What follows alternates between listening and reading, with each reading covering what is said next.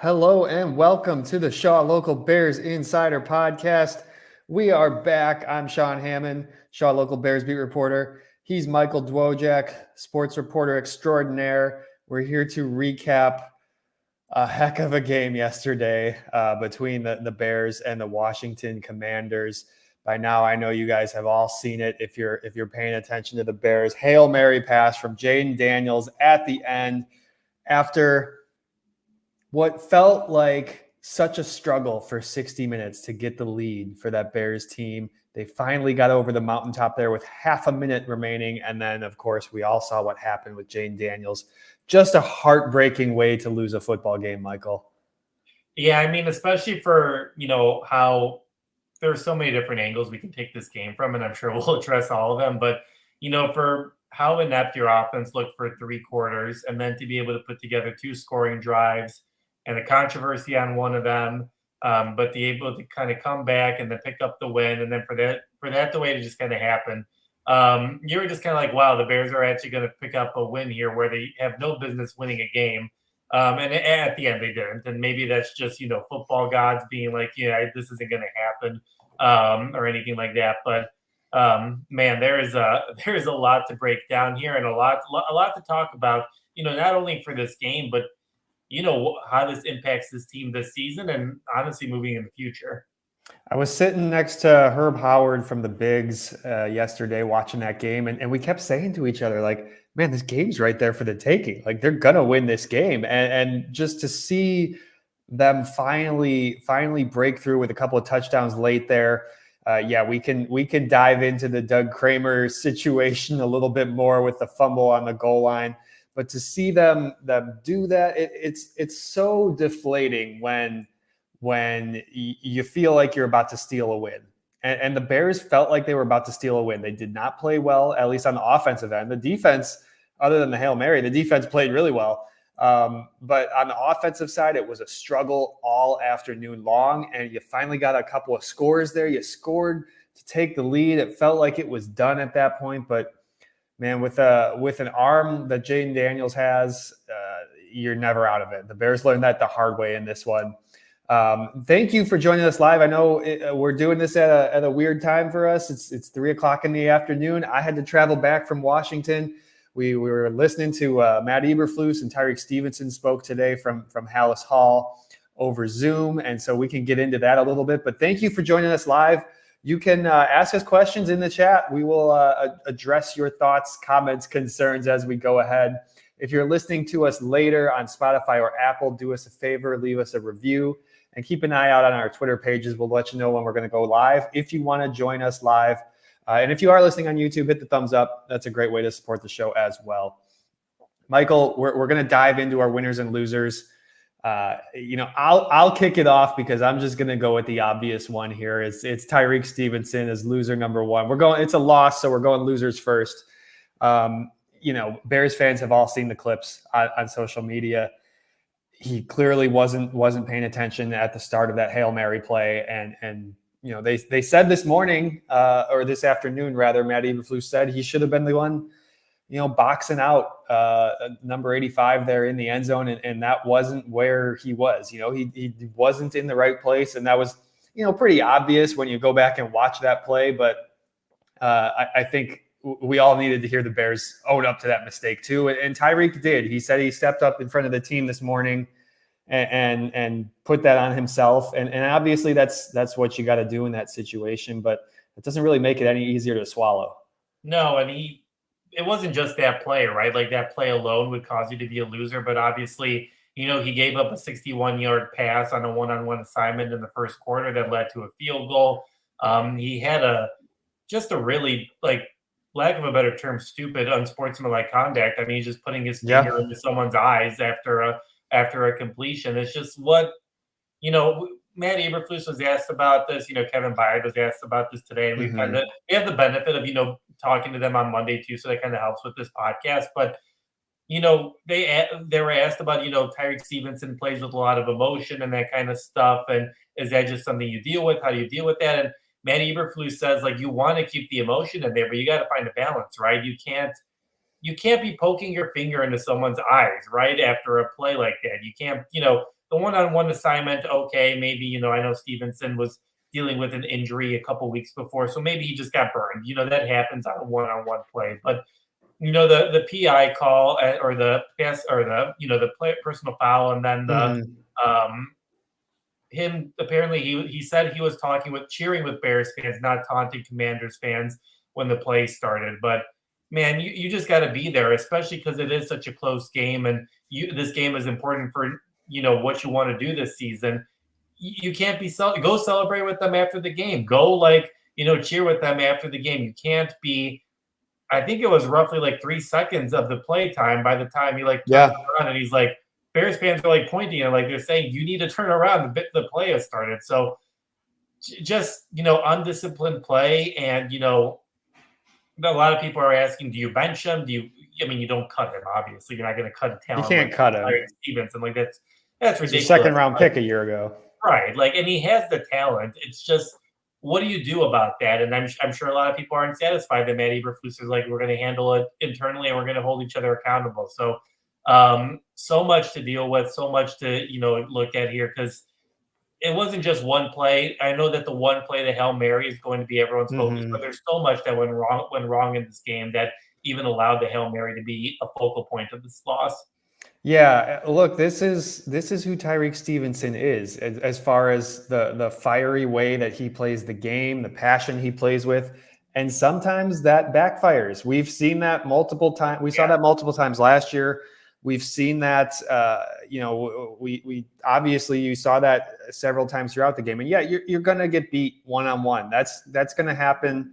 Look, good teams are going to find ways to get their top receiver in favorable matchups. And that's what the Commanders did on that big 61-yard play to Terry McLaurin. They got the one-on-one matchup with Stevenson, and sure, Stevenson got beat. It happens. That's going to happen throughout the course of an NFL game.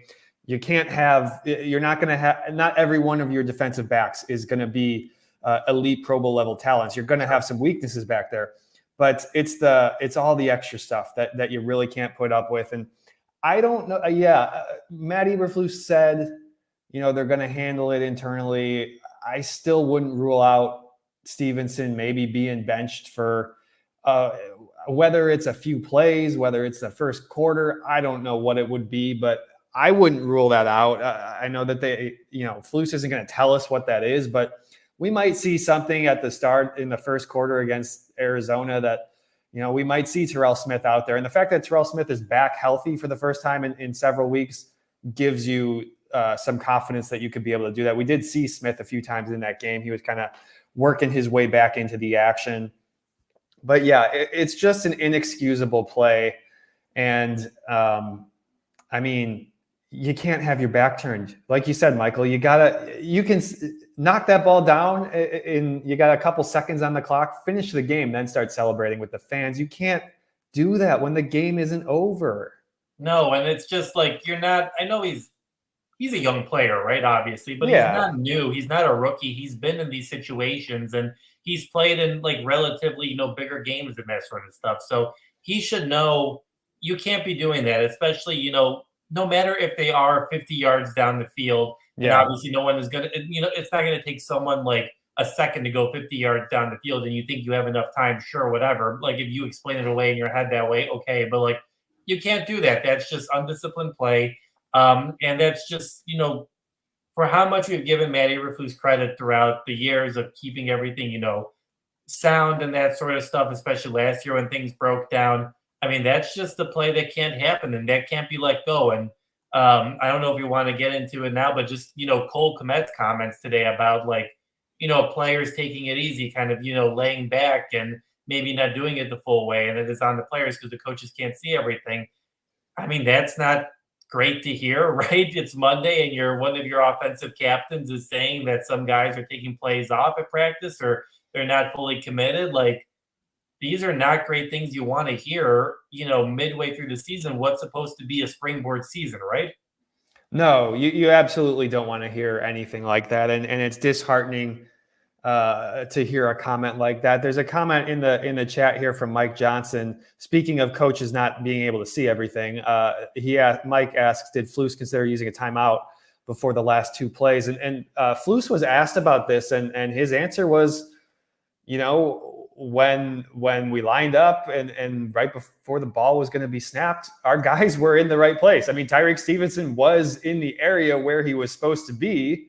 I don't know that you would ever expect your cornerback to turn his back on the play and be gesturing toward the crowd. I mean, I don't know that that's something, especially you look at that's the far corner of the field. The Bears sideline is on the other side. I don't even know what Flus's vantage point of Tyreek was in that situation. And then really it's not so much where Tyreek was before the snap. It's obviously what he did after the fact. And so, yeah, the Bears could have used a timeout to get situated.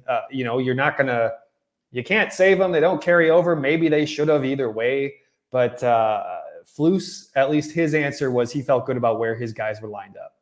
Yeah, and I'll jump in here and I'll just say what my first loser is Matty Eberflus, just based on the decision continues to be a question. The blown lead continues to be a big point of interest, and we can break down there's just consistently, you're just consistently asking what's going on. I know earlier in the game, people were like, should he have challenged a completion that kind of was bobbled?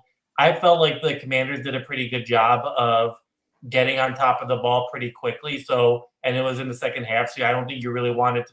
It was one of those plays where it's like I wasn't as upset as other people were, because it was just like, do you burn a timeout for a play you're not entirely sure you might win? So that one I wasn't worried about. But the defensive play calling just on that last drive, giving up 13 yards so that they're able to get in better position, not pressing with your cornerbacks, and you see Eberflus yelling to Jalen Johnson and for the corners to move up. You have 3 timeouts. Call a timeout, right? Call a timeout for the Hail Mary play. Like, your guys are gassed. Like, you don't have Montez Sweat in there because he got injured with a shin injury.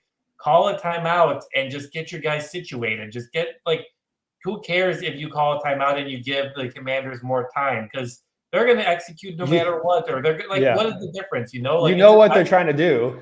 Like, it's a crazy play to begin with. So why would them having a timeout really make a difference, right? If anything, you just give your guys 30 seconds to catch their breath. Everyone's in the right spot. I know Eberflus said that everyone was in the right spot. Kevin Byard maybe disagreed about those assessments on both of those plays. So, there have been so many questions for the past couple of years, and you're like, well, they didn't have a good roster. They were rebuilding, and you've seen early in this season that the coaching is making a difference in a couple of games here with the Colts game as well. And the Bears are on the wrong side, losing both of those games.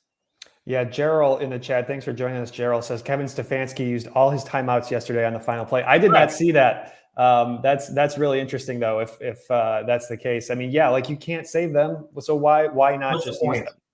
There's no point in, especially when you got a couple seconds left in the fourth quarter. You might as well talk it over. It doesn't hurt. You see that kind of thing all the time in basketball, where a coach will call a timeout. Even like after his team just scored, just so that they can set up their defense and talk it over for a minute when there's a minute left or whatever. You certainly in certain situations like this where you don't need to save them for offense, use them at that point in time. There's certainly an argument to be made for that. And Michael, you're right. I mean, Kevin Byard was openly kind of questioned. He basically said that he disagreed with how Flus played that second to last play. With having all his guys back, and they had a discussion about that. I don't know whether it was after the game or this morning in the team meeting, but yeah, the Bears might play that differently next time. This might be a situation where you learn from a mistake there. That the same could be said of the coaching staff as of, say, a Tyreek Stevenson or anybody on that football field. Those are certainly the conversations that are happening at Hallis Hall right now. I'll throw out another loser here while we're on the losers. I'm going to put Shane Waldron on there. And I'm not even putting this on Doug Kramer. Like, he was put in that position. This has nothing to do with your backup center. Like, he's been put in that position to be your fullback. You cut your fullback this week because you've had so much success with your extra offensive lineman in this role. I think you got to have a feel for time and a place. I mean, okay, you're up by 10 points, you're up by 14 points in a game, and you got a goal line play. Sure, maybe you mix it up and you give it to your offensive lineman for a fun little score. Maybe you don't even do that unless you're up 17 or 20 or whatever. Yeah. But when your offense hasn't been able to score all day long, when you've had so much trouble even getting into the red zone, I'm still flabbergasted that they pulled out that play at that time, and that Matt Eberflus was okay with that and didn't think about overruling that and saying, let's give it to Roschon Johnson, which is what they did when they later had an opportunity in the exact same situation. As they gave it to Roschon Johnson. He scored a touchdown, easy peasy. That was really not a good call, Michael. No, and it's crazy to me that Eberflus, confirmed today that that's the number one, that's their first play call. That he was like, well, if it didn't work, then we're going to go to the other one. It's like, what do you mean that's the first one? Isn't that like an emergency, call or anything like that? And that's not just the only play, right? It's the 4th and 1 where you throw a screen to DJ Moore and he gets swallowed up because you can't protect them. It's, even ahead of the on that scoring drive where Allen picked up the holding or the pass interference to get the first down. Shane Waldron is calling 2 straight Caleb Williams runs for some. I understand you're probably setting it up because you're going for 4th down, but why are you doing that? Why are you throwing the ball to DJ? Why are you throwing the ball into the corner when you're on the goal line instead of taking time off the clock so you can give the Commanders as little time as possible? It's all these play calls, just don't make any sense. And it's not just a one-time situation. You've seen this throughout the season. You thought that the players only meeting that they had maybe change things up with Shane Waldron against, lesser defenses. But it's clear that the play calling is not good. There's so many different instances where you're just scratching your head, and and maybe it comes down to player execution. Maybe it comes down to your offensive line can't protect your quarterback at all, so you're limited in what you're able to call. But the adjustments that Shane Waldron makes and the play calling is just not good, and you're not setting up Caleb or your offense for success at all. Yeah, and I know that they had injuries on the offensive line. Yeah, sure. We did learn, or at least Ian Rappaport reported today that Braxton Jones' injury is not expected to be long-term. That's good news. We didn't hear that from Flus, but I would expect that that's the case.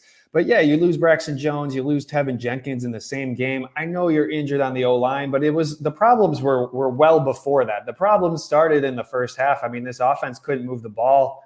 And I know that this is a Commanders team that is a little bit better defensively than some of the teams you just played, but they're still middle of the pack. They're not like an elite defense. You should be able to score some points. Yeah.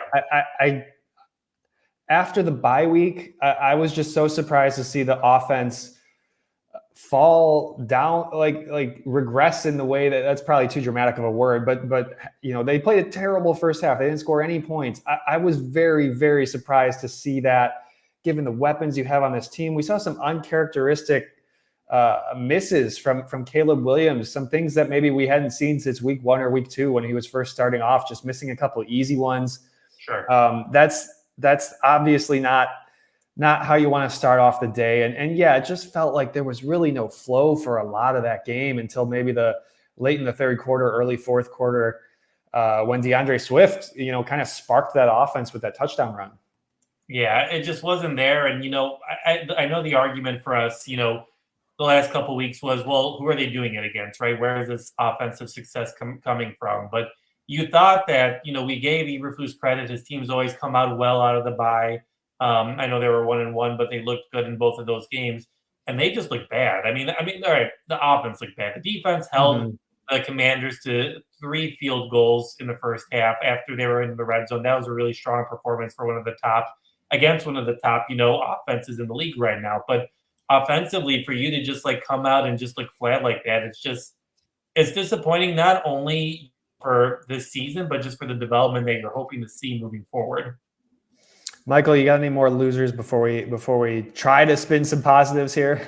Well, I think this one kind of goes with what we're talking about, but I'm going to go with the first 3-quarter version of Caleb Williams, where it just looked like he was off. It just seemed like he had, I don't know whether it's the jitters of going back home. I don't know whether it was rust or whatever, but he was just missing passes here and there, and it was just inconsistent. And I don't want to because he was able to lead his team to 2 scoring drives in the fourth quarter. So I'm not going to say that his whole performance was bad, but you shouldn't really be in that position in the first place, right? Like you should be able to put up points on your first drive. You should be able to score in the first half. Like offensively, they just looked inept, and a lot of it had to do with Caleb being inaccurate. And it's funny because in the fourth quarter he made some incredible throws that we haven't seen a Bears quarterback make in forever. But for the first 3 quarters, you can't just say that didn't happen, because for 3 quarters it just looked like he was like a mediocre quarterback who wasn't able to complete or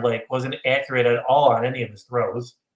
Yeah, and look, I'm not gonna make any grand suggestions about Jayden Daniels versus Caleb Williams. Sure. But I will say yesterday, yeah, you felt like Jayden Daniels played a better game.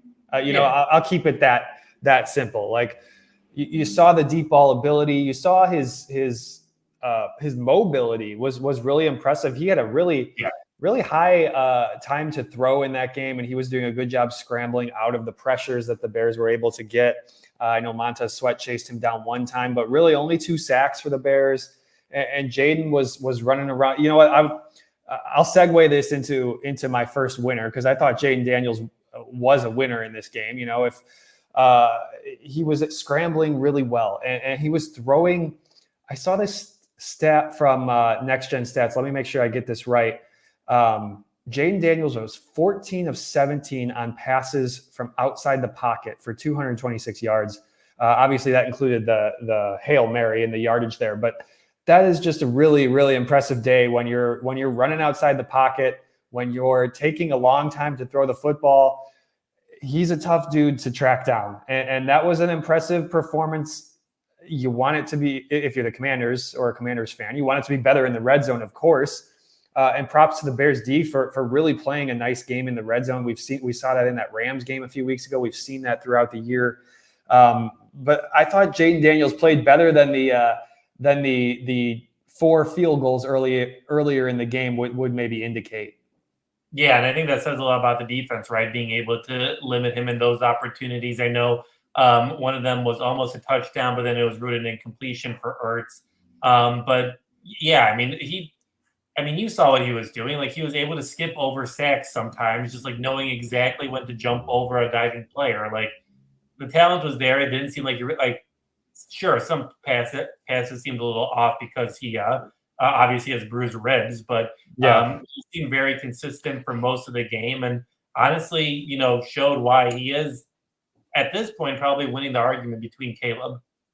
Yeah, at least the front runner here for Rookie of the Year, for whatever that's worth. That doesn't mean anything long term necessarily. Yeah, I was really impressed with the footwork, the way he's able to escape. When sometimes you got a guy diving at your feet, and the way he was able to avoid some of those would-be tacklers was really impressive. Michael, you got another winner for us from yesterday's game? I'll go with DeAndre Swift. I feel like he gave this team the boost that it really needed, obviously, on that 56-yard run. Kieran Amagaji, after a tough start, being pressed to the action with Braxton Jones, had 2 crazy blocks, which is really good to see from your rookie, tackle. But listen, DeAndre Swift was out there making plays. He had his highest rushing total of the season, his highest rushing total since week 2 with the Philadelphia Eagles last year. So listen, he gave you that boost that you needed. And, for some reason, Shane Waldron decided that he didn't want to run the ball on the next drive after he had a 56-yard touchdown. But, Swift really turned it on, gave that team a spark. And because that was a dead offense at that point late in the third quarter. And they gave him a spark and made it a 12-7 game all of a sudden. They needed something, anything to go their way. Just one big play. It really felt like it could have come from anybody. They just needed somebody to make a play, and that would get you back within one possession. That would spark your offense, give you a little confidence. And Mike Johnson in the comments mentions it here. But yeah, Karan Amagaji with the big block to spring DeAndre Swift free on that touchdown run. You mentioned it too, Michael. I mean, Karan coming in for the injured Braxton Jones. Hadn't really played a whole lot all year. I think he had 9 snaps with the offense up to that point.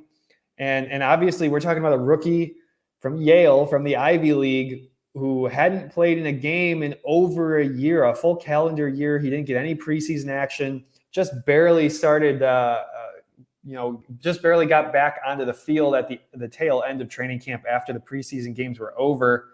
And it's good to see him get some action. It was a little iffy there, maybe the late in the second quarter when he first got in there, but I thought he settled in all right. I'd have to go back. I haven't had a chance to rewatch this game yet. I was on the flight back and all that stuff this morning, but I'll have to go back and take a closer look at his reps. I would say it seemed like he settled in nicely in the second half there. Yeah, he had a tough start. I mean, he was getting, for how much of a hard time we gave Braxton Jones about being bull rushed, he was also getting bull rushed in a couple of those opportunities that kind of took away some things from Caleb. But I do think that he settled in. And listen, I wouldn't blame him for, maybe not looking perfect, especially since he hasn't played in like a year and that kind of stuff. Like, didn't really get much experience at all, no preseason action. So I feel like he settled in pretty well. So that was good to see. But yeah, that's definitely something you want to see after a really tough offensive line performance like that. Yeah, and his last game was like early October last year against Dartmouth. To go from taking on Dartmouth to taking on, the Washington Commanders is a totally different animal. We've kind of touched on all my winners. Let's see where. You know what? I'll not to harp on it, but I'll throw this one out there too. I think Kari Blasingame is a winner, although of course he's kind of a loser because he got cut, which sucks. But I saw that too. Let's see. Sorry, I'm going back through the chat. Somebody mentioned it here in the chat somewhere, and now I can't find it. But yeah, to cut your fullback and then call that play is it's just a weird sequence of events, and you wonder if that's going to be permanent, if the Bears are going to still try to bring him back at some point. Obviously, Matt Eberflus has liked having a fullback. That was a big thing. I mean, Matt Nagy never had a fullback when he was here, and so that was, Flus comes in, says he's going to run the Shanahan style offense, the McVay style offense, and that obviously includes a fullback. And I know Kari he's been injured. It wasn't just that they weren't playing him, but he's been injured here to start the year. You wonder if maybe they do want to try to bring him back. I don't know. There's a lot of, they got to calculate a lot of things after the way that goal line situation played out. But yeah, giving it to your backup center who's never touched the football is probably not what you want to do. No, and listen, Eberflus tried to explain it away and say, well, we practiced it and it works well in practice. But practice is different when you're up at Hallis Hall, where it's mostly probably quiet, even if you do put in noise, as opposed to 70,000 raucous fans out in opposing territory, right? So it's just you can't, for the different options that you had Roshan Johnson, Khalil Herbert, obviously, interestingly, wasn't active yesterday, so you didn't have him as an option. But for the options that you do have, and Roshan Johnson showing his ability to be able to pick up a yard, I don't really get that decision. I think it's just getting a little bit too cute, and obviously it cost them there. Yeah, Khalil Herbert, who just a couple of weeks ago, Shane Waldron referenced as their goal line back, was inactive yesterday, did not play, hasn't really touched the football a whole lot. He might even still have single-digit carries on the season. I forget what the number was. I wrote it the other day. I mean, at this point, we're talking Monday, October 28th, right? Right now, we're 8 days from the trade deadline. You got to wonder if the Bears are trying to move him, because I don't know what else. I don't know what else you would do here. I don't know. You're not gonna if you got a guy in the last year of his rookie deal and you're not playing him. I don't know what else you're going to do unless you're trying to trade him for some sort of value. I'm just kind of curious to know what happened there, because he seemed he looked fine. I know obviously he had some injuries last season, but he looked fine. But for some reason, it seems like Shane Waldron has made some decisions, obviously with Blasingame, obviously with Herbert, that they're just not going to play some guys. And I don't know if that really makes sense, considering your offense doesn't look, great right now. I feel like you should take every talent and every, opportunity that they have. But that's a decision that they made, and you obviously are going to look at him being a trade candidate for a week from now. Herbert has 8 carries on the season for 16 yards and a touchdown. And not to keep pinballing around, but just while I'm thinking of it too, with the Kramer play, it's like I understand that you've put that on film, that you got this guy coming in at fullback, but at the same time, it still doesn't feel like. I mean, that's the type of play that you set up over multiple plays. We've seen the Bears have that package in the game. There was a game at Soldier Field a couple of weeks ago where it felt like they used that package several times. And it's like, okay, maybe that's a situation where when the defense has seen it 3 or 4 times, now you go to the fullback handoff or whatever. Sure. It just seems weird when they didn't really use that package in that game up until that point. Yeah, and it doesn't really add up, right? Like, it just doesn't make any sense as to why. I mean, none of it makes sense. I mean, I see, like, Sports Chicago Style, like, saying, like, Tyler Scott, we haven't seen him all season, right? Like, it's just all the different, rationale for why they're doing things aren't working. And I feel like you're just kind of like, what is the answer here? And, like, I feel like we're all asking, like, what did so-and-so do to this? Like, it seems like we're all asking, what did so-and-so do to Shane Waldron? Because for some reason, a bunch of talented players aren't being played right now. Obviously, I'm not saying that, I'm not saying that Tyler Scott is, DJ Moore or anything like that. I'm not making that comparison, but you would figure when DJ gets hurt, maybe you throw him in there for a play just to kind of see what can happen. It's just weird to me, and I don't feel like it makes sense, especially for a coordinator who struggled early in the season, to be deciding that he's going to include some players but not other players. I was, midway through that game, or maybe it was late in the sometime in the second half. Yeah, you know what? Actually, I think it was when DeAndre Carter went in the game. Yeah. After DJ Moore went out, I remember sitting there. I'm doing a million things. I'm tweeting. I'm updating our website during these games, and I remember sitting there thinking, like, honest to God, I had a brain fart, and I was like, what number is Tyler Scott? Like, we haven't seen him in so long. I was like. I couldn't remember what number this dude was because we just haven't seen him. He's not playing. Yeah. And so, yeah, it's like, man, what does this guy have to do to get a shot? I will give DeAndre Carter a shout out because I like the way he tried to roll into the end zone. Do you I didn't see remember that on his one catch? He gave it a chance there. He was trying. And I agree with Robert also, where it's like, Carter's not bad. I mean, he's done pretty well. He caught obviously a nice pass that kind of led to the goal line chance there. So it's not like he's doing poorly or anything like that. It's just the decision making doesn't make sense. Like Sports Chicago was talking about, like Kmet, one target. How do you you obviously saw Cole Kmet pick up a big, catch up the middle of the field on a late scoring drive, right? Like, why are we not doing that earlier? It doesn't make sense. And I don't know what's going to happen this week, whether there's going to be another player leadership meeting where they're just going to talk to both Eberflus and Waldron. I don't know, but it isn't working right now. So I feel like at this point, if you're Shane Waldron, you need to look at every single talent that you have on your roster, and you got to find the best way to, make sure that you can use it, because at this point, what you're doing isn't working, and I don't know how you kind of continue with what's been going on. Shane Waldron, the coordinator who we talked all off season about how he loves to get his tight ends involved. He gets multiple tight ends involved. They brought in Gerald Everett. Hey, we saw him. We saw Gerald Everett for a play. We saw Gerald Everett, but he didn't get the memo. You're supposed to throw to the tight ends on National Tight End Day. I don't know if anybody heard that it was National Tight End Day yesterday. They weren't talking about it enough on TV. No. But apparently Shane Waldron didn't get the memo. So that's a tough look for your tight end loving offensive coordinator. I don't know if I have any other winners. Michael, you got any other winners out of this one? I got a combo pack for you. I think. Okay. I don't think each of them by themselves is worth a spot, but I think together that they can put together a good spot.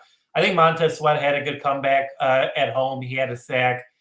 He really pressured Daniels a lot. I know he left the game with a shin injury, so that obviously took him out. But I think Sweat had a really good game. He was really making his presence known.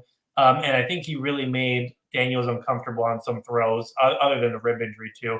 And I think Torrey Taylor had a good game. He was called upon a lot, and he flipped the field a bunch. He got the Commanders, I think they're within their own 5 on a couple of their last drives.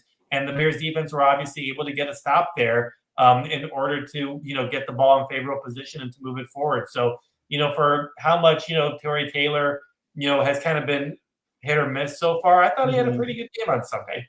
He did have I thought he had a really good game. The one man was a missile. I don't know the spin on He did the one he really pinned in there. I don't know if it was they wound up marking it at the 4 or 5 or something, Sure. but it landed just out of bounds at like the 2. That was one of the most impressive punts I've seen. He had 5 inside the 20. That's a new career high for him in his young career. I think he'll pass that at some point during his career. He's maybe even during this season. But 5 inside the 20 on 7 punts. Pretty good day for Tory Taylor. He really is a weapon, and we've seen him be a weapon, and he's going to continue to be that. I agree. I thought Montez Sweat played well up until the injury. Unfortunately, he wasn't available on the Hail Mary, and so you had some other guys in there pass rushing. And really, the pass rush. I know you're way outnumbered, but you obviously want to get more pressure on the quarterback. And just one other little nuance from that Hail Mary. Matt Eberflus said that TJ Edwards was guarding the running back who was staying back in pass protection. That's a lot of people were asking me in my mentions, what's TJ Edwards doing on that play? Because he's kind of in no man's land. He's kind of in the middle between the pass rushers and the guys who are back deep. That was Flus's explanation anyway. He's guarding the running back. The running back stays in pass protection. You can question whether that's the right call or not. Obviously, there's different ways to approach the Hail Mary. You could have sent a little bit more pressure at them, and maybe the Bears are wishing they did. I don't have any more winners. I think that's probably going to be it for our winners from this one. If you guys have any other last thoughts, drop your thoughts, your comments, your questions in the chat. Sports Chicago Style says Braxton's going to be out a couple weeks. We haven't heard anything about Tevin Jenkins. We haven't heard anything about Bill Murray, Bill Murray also left that game with an injury. That's kind of what forced Doug Kramer in at left guard. So you were down several linemen.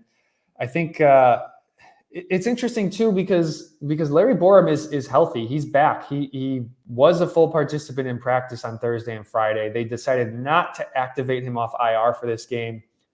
If Braxton's out, I imagine they're going to go with Larry Borum over Karan just because of the experience. Yeah, you would probably do that, right? And I'm wondering if they're obviously maybe he's just not ready yet. Maybe that's why he didn't activate him. But I wonder if they're kind of regretting not activating him. Yeah. Maybe filling that spot there. But yeah, I mean, listen, this offensive line has not played well for most of the season, and you saw more of that, and now they're injured, right? So it's just kind of like you're not, for how much we kind of talked about how like there's good depth on this team.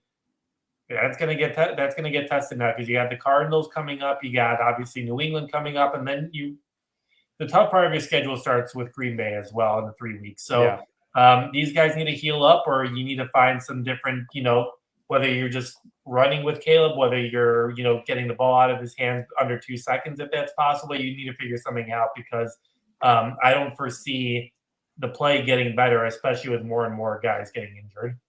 I hear you guys in the comments, saying, next Sunday needs to get here quickly. Robert says that last play really messed up my week. Yeah, I feel you guys on that. That was, I don't know if I've ever seen anything like that. I was asking some of the folks who've been on the beat much longer than I have, if they've ever seen a game quite like that one. Just the way that it felt like the Bears were going to steal one, and for it to go that way was just an incredible finish. I mean, hey, CBS, Tony Romo and Jim Nantz got the drama they were looking for when they moved this game into that time slot.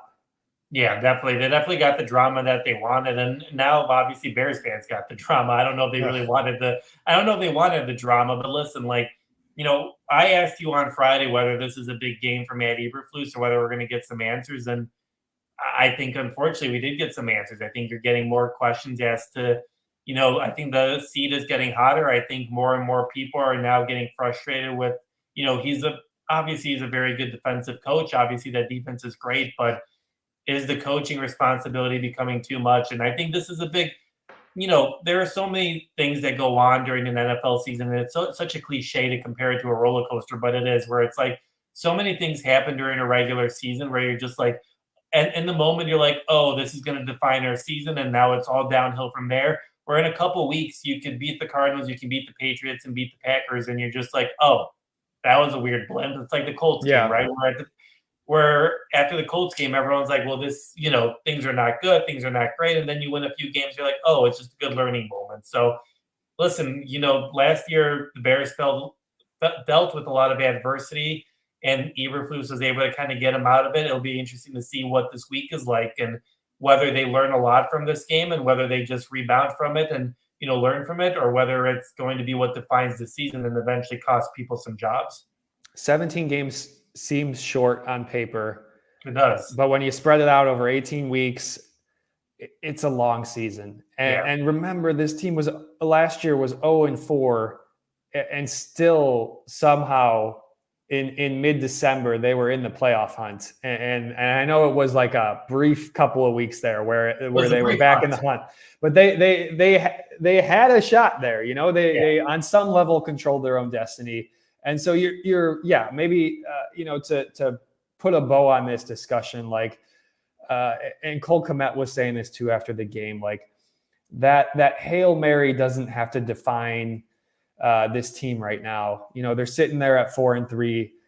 They did some nice things in the fact that they came back and took the lead in that game. You just got to not give up a prayer at the end. And obviously that's not what happened, but you can at least point to some good things that this team did on a day when the offense really, really struggled. And so these guys are still in it. I know the Cardinals are coming off a big win over the 49ers, and they certainly have an offense that can score some points. And that's not going to be Robert says, keep it coming. This is helping. None of these games are going to be easy wins. No. Even the Patriots picked up a win yesterday. And so, you can say a game is an easy win on paper, but none of them are easy wins. You got yourself at 4-3. You're still in this thing. It's going to get tougher down the stretch, but I think they will learn from this. And I do think these guys are going to be really hungry on Sunday. These guys are going to be mad. These guys are going to be really, really ticked off when they come back out on the field. And I think that's going to be a good thing for the Bears. Yeah, I think it will be. I think you don't want to lose a game like that, right? I think the best result was you somehow found a way to win a game, and then you let the coaches kind of go after you, and you're like, listen, we shouldn't have won that game. Here's what we can learn from it. But maybe it is helpful. Maybe it does prepare you more for Kyler Murray. Maybe it does, get you ready for the Patriots. Maybe it gives you the experience you need to beat, the Packers and Detroit, who just seems like it's going on a tear right now with their offense. And there's good things you can take from this game. And I know it's frustrating because it's like, everyone wants to talk about the Hail Mary. That's what defines the game, obviously, because that's how it ended. But, the defense for 47 minutes or however long did great, right? The offense showed, that it can figure some things out. So I'm not trying to make something out of nothing here, but you can learn from a game like this, and it doesn't have to define your season. How they respond is going to tell us everything about this year's team. All right, we're going to end it there. We're going to end it on these positive vibes that we're kind of putting out there for all the Bears fans. Thank you for joining us live here on YouTube. We're trying to go live every Monday and Friday, usually at 10 a.m., but keep an eye on our Twitter pages. I'm Sean_Hammond. He's at Dwojak94. We will let you know when we're going to go live. Do us a favor and hit the thumbs up on YouTube. That's a great way to support the show. As always, head to shawlocal.com to read all of our Bears coverage. You can read all of Michael's high school football coverage as well. We got lots of stuff over at Friday Night Drive if you're into high school football in the state of Illinois. Head to shawlocal.com and please consider subscribing. That's the number one best way to support the show. He's Michael Dwojak. I'm Sean Hammond. This has been the Shaw Local Bears Insider Podcast. Thanks for joining us, everybody. And Bears fans, let's try to have a good week. Let's get over this one. I think together you guys can persevere through this one. We'll be back with to preview the Bears and Cardinals on Friday.